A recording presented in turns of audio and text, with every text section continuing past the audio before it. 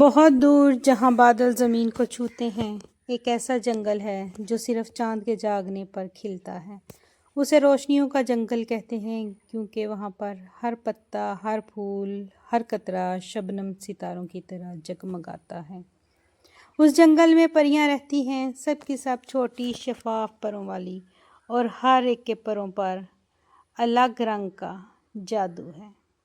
سب سے چھوٹی پری کا نام تھا لیارا۔ بہت پیاری چھوٹی سی پری تھی، لیکن اس کے پروں میں کوئی رنگ نہیں تھا، صرف ہلکی سی چمک۔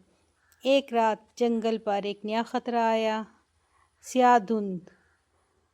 سیاہ دھند ہر ایک چیز کو نگل رہی تھی، اور اس دھند کو صرف ایک ہی پھول ختم کر سکتا تھا، مگر وہ پھول تو صدیوں سے کھلا ہی نہیں۔ لیارا نے آہستہ سے کہا، میں اسے ڈھونڈ سکتی ہوں۔ سب نے حیرانی سے دیکھا۔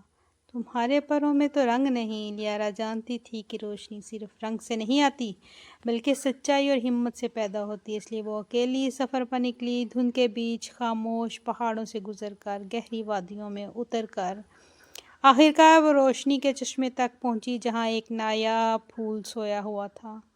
اس کی پنکھڑیاں کوسے قزح کے رنگوں سے بھی بھری تھیں اور درمیان میں سنہری روشنی سی چمک رہی تھی۔ لیارا نے اپنی چھوٹی سی چمک اس پھول پر ڈال لی اور پھول کھل گیا۔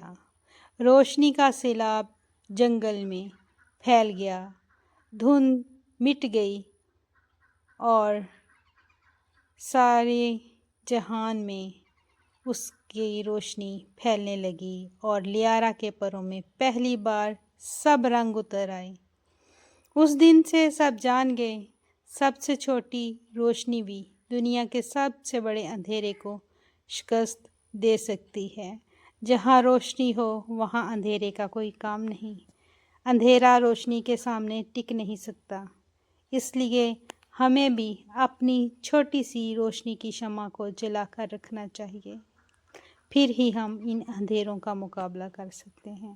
کہانی اچھی لگی تو اس کو لائک، شیئر کریں اور کامنٹ باکس میں ضرور بتائیے گا کہ آپ لوگوں کو یہ کہانی کیسی لگی۔ اللہ حافظ۔